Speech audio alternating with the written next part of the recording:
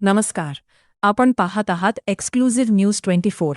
News bureau chief Balaji Jagatkar, Parli Vaijnath येथून पत्रकार गृहनिर्माण संस्थेसाठी मंजूर करण्यात आलेल्या 60 गुंठे जागेवरून नवा वाद पेटला आहे. पत्रकारांसाठी राखीव असलेली जागा नमो उद्यानासाठी वळविण्याचा प्रयत्न होत असल्याचा गंभीर आरोप माजी नगराध्यक्ष तहा ज्येष्ठ पत्रकार दीपक देशमुख यांनी केला आहे. याच पार्श्वभूमीवर संबंधित जागेवर प्रतिकात्मक उद्घाटन करत प्रशासनाला जागेची आठवण करून देण्यात आली. पाहुयात हा विशेष रिपोर्ट. परळीतील नंदागोळ रोड परिसरातील सर्वे क्रमांक 12-20 मधील 60 गुंठे जागा पत्रकार गृहनिर्माण संस्थेसाठी मंजूर करण्यात आल्याचा दावा करत पत्रकार आणि माजी नगराध्यक्ष दीपक देशमुख यांनी नगरपालिकेच्या कारभारावर प्रश्नचिन्ह उपस्थित केले आहे. देशमुख यांच्या म्हणण्यानुसार सुमारे 15 वर्षांपूर्वी तत्कालीन विरोधी पक्षनेते तहा विद्यमान आमदार धनंजय मुंडे यांच्या हस्ते या जागेचे भूमिपूजन करण्यात आले होते. मात्र आता त्याच जागेवर नमो उद्यान उभारण्याचा प्रस्ताव पुढे आल्याने पत्रकारांमध्ये नाराजी व्यक्त होत आहे. दीपक देशमुख, पत्रकार गृहनिर्माण संस्थेसाठी मंजूर झालेली जागा नमो उद्यानासाठी कशी वापरली जात आहे? पत्रकारांना दिलेले आश्वासन पूर्ण व्हावे यासाठी आम्ही मुख्यमंत्री, उपमुख्यमंत्री आणि गृहनिर्माण मंत्र्यांची भेट घेणार आहोत. परळीचे विद्यमान नगराध्यक्ष पद्मश्री बाजीराव धर्माधिकारी यांच्या जवळच शेती असल्याने नमो उद्यान उभारल्यास परिसरातील जमिनींच्या किंमती वाढतील आणि त्याचा फायदा काही मोजक्या व्यक्तींना होईल, असा आरोपही देशमुख यांनी केला आहे.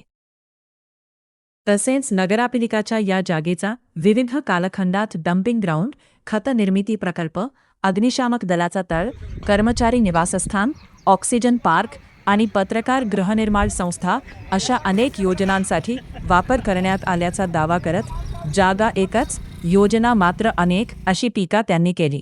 यावेळी पत्रकारांवर दबाव टाकण्याचा मुद्दाही उपस्थित करण्यात आला. कार्यक्रमाला उपस्थित राहू नये, अन्यथा जाहिराती आणि इतर कामांवर परिणाम होईल असा दबाव काही पत्रकारांवर टाकण्यात आल्याचा आरोप करण्यात आला.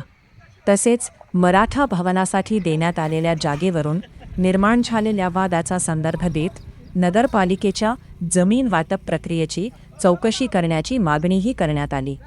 दरम्यान पत्रकार गृहनिर्माण संस्थेसाठी मंजूर झालेली जागा कायम राखावी आणि पत्रकारांना दिलेले आश्वासन पूर्ण करावे अशी मागणी आता जोर धरू लागली आहे.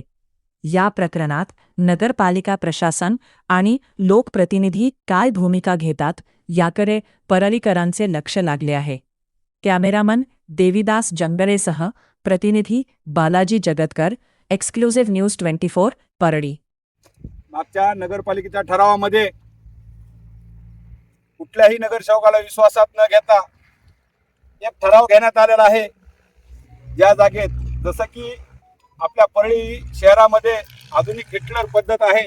आधुनिक हिटलर जे काम करतं अध्यक्षाच्या पाठीमागून किंवा एकूण सभागृहाच्या पाठीमागून, यांनी गुपचूप एक ठराव घेतला होता की ही जागा पहिल्या वेळेस पत्रकार गृहनिर्माणसाठी दिलेली होती. गेली त्याला 15 वर्ष झालं. पत्रकार भवनाला जागा ही दिली होती, त्यावेळेस पाठी लावली, पूजा केली आणि खूप मोठा गाजावाजा झाला. आणि आमच्या पत्रकार बांधूंना सुद्धा स्वखर्चातून स्थानिक आमदार, त्यावेळेसचे विरोधी पक्षनेते व नगराध्यक्ष यांचा इत्युक्त सत्कार करून खूप मोठा कार्यक्रम स्वखर्चातून त्यांनी त्यांचं वाजत गाजत सत्कार केला. पण गेली 15 वर्ष झालं ते सत्कार विसरून गेले की काय. पण आता परत ह्याच जागेवर आता नमो उद्यानचा ठराव काल परवा झालेला आहे आणि परत हीच जागा नमो उद्यानला द्यायचं असं ठरलं. पण मी काही नगरसेवकाला विचारलं तर त्यांचं म्हणण्यात आलं की आम्हाला कुठलाही विश्वासात घेतलं नाही. मुख्याधिकारीला विचारलं, तेही मला काय माहीत नाही. मुख्याधिकारी विनाच इथं आपल्या परळी शहरामध्ये हे ठराव मंजूर करतात. मनमानी कारभार चालू आहे. पण ते निदर्शनास आणण्यासाठी मी ह्या जागेवर जे नवं उद्यान होणार होतं ही जागा फक्त 1 हेक्टर आहे. 1 हेक्टर मध्ये त्यांनी 12 प्रकल्प केलेत. ह्याच्यामध्ये प्रामुख्यानं सगळ्यात आधी इथं कुणी येत नव्हतं. कचरा टाकायचा डेपो होता. त्या डेपोमध्ये कचरा हे करायची मशीन लावली. घन कचऱ्याचा प्रोग्राम राबविला आणि तिथे बिल्डिंग बांधली. लगेच दुसरा प्रोग्राम आला, अग्निशामकला जागा नाही की लगेच इथं अग्निशामकचं बी केलं. आपल्या नगर परिषदच्या सफाई कामगारांसाठी सुद्धा एक प्रस्ताव आला होता की आम्हाला इथं जागा द्या. ते सुद्धा प्रस्ताव मंजूर केलाय. आणि परत पत्रकार भवनाला सुद्धा मागच्या वेळेस ही जागा दिली. आता त्याच्यानंतर एक आमचं सुशिक्षित बेरोजगार गाव भागातलं एक संस्था आहे, सुशिक्षित बेरोजगार सप्तशृंगी, त्यांनी सुद्धा या प्रकल्पासाठी जागा मागितली आणि प्रकल्प चालवला. त्यांना सुद्धा नाम मात्र 1 रुपयाला ही जागा दिलेली आहे. एकच जागा हे वारंवार 25 लोकांना फक्त खुश करायचं आणि विषय संपवायचा असाच उद्योग आहे. पण आता नमो उद्यान नियमानं गावात पाहिजे होतं. हे ऑक्सिजन पार्क म्हणून या गावातल्या लोकांना, वयोवृद्ध लोकांना फिरायला आणि लहान मुलांना खेळायला अशी त्याची संकल्पना आहे मोदी साहेबांची. ती संकल्पना इथं बाहेर गावाच्या बाहेर आणून ही जर कुणाची तरी दुश्मनी काढायची, कुणाच तरी हे रोजगार मोडायचा, त्या उद्देशानं त्यांनी इथल्या सगळ्यांना दिलेली जागा कॅन्सल करून मनमानी कारभारानं इथं आणला. हे प्रकल्प झाला तर माननीय अध्यक्ष यांची जमीन जी इथं 50 फुटावर आहे, त्यांच्या जमिनीला भाव यावा, त्यांच्या प्रॉपर्टीला भाव यावा, इथं प्लॉटिंग व्हावी, ह्या उद्देशानं त्यांचे हमेशा कार्यक्रम चालू असतात. परळीत त्यांना कुठंच जागा दिसत नाही. फक्त इथंच 12 प्रकल्प इथंच आणते आणि त्यांना वाटतं माझ्या इथं काहीतरी भाव वाढल. पण असं नाही. सगळ्या नगरसेवकांना विचारात घेऊन हे कार्यक्रम करावं लागते. मी या ठिकाणी तुम्हाला एक शब्द देतो. मी राजकारणी असून समाजसेवक सुद्धा आहे.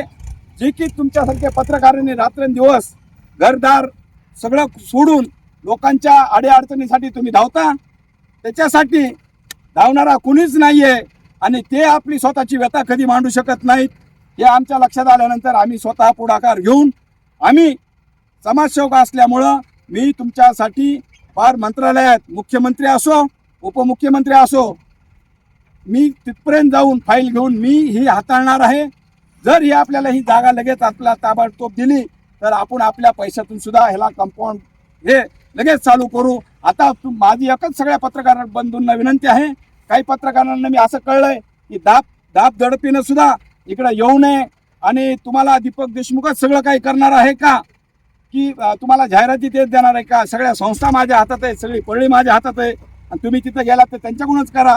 मी चॅलेंज देऊ शकतो समोरच्या ज्यांनी कोणी हे आव्हान दिलंय त्याला, की मी हे गृहनिर्माण पूर्ण होईपर्यंत स्वस्थ बसणार नाही.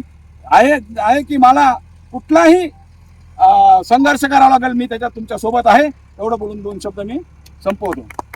त्यासाठी लढलेत प्रेमनाथ कदम सारखे असंख्य आपले परळीतले आधारस्तंभ होते, जागरूक पत्रकार होते. त्यांनी सुद्धा ह्याच्यासाठी संघर्ष केला. अक्षरशः ते एक्सपायर झालेत, वारले संघर्ष करू. पण अद्याप त्यांना ही जागा आता त्यांच्या स्मरणात का होईना आपण परत एकदा ते लढा उभारू आणि ही जागा आपण हस्तगत करू.